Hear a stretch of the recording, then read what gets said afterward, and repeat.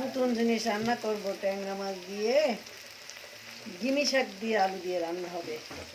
আমি ঝাল পেঁয়াজ ভেজে নিয়েছি, একটু রসুন দেব,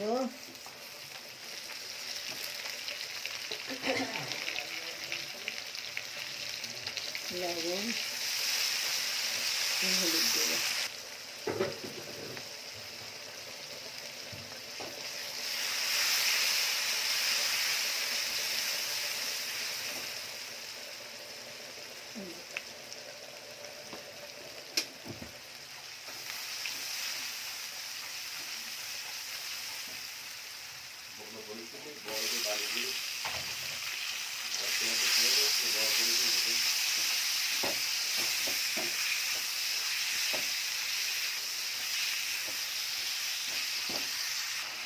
মাছটা ভালোভাবে কষানো হয়েছে, এখন আলুটা দিয়ে কষাতে হবে।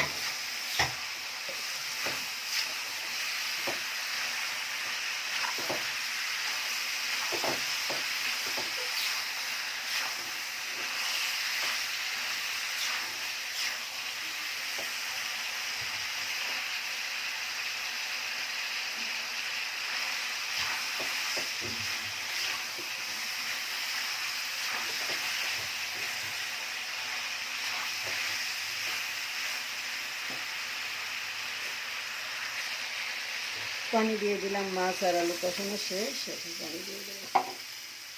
নতুন লেভেলের রান্না চলছে।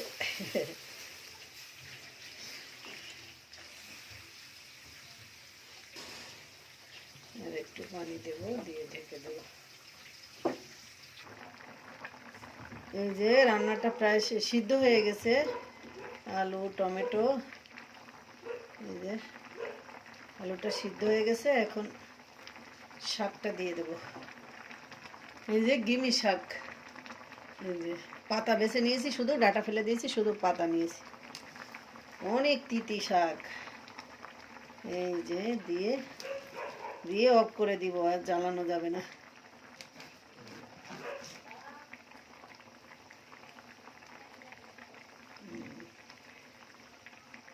এই চুলা অফ করে দিলাম, এই ভাপে সিদ্ধ হয়ে যাবে, এটা বেশি জ্বালানো যাবে না।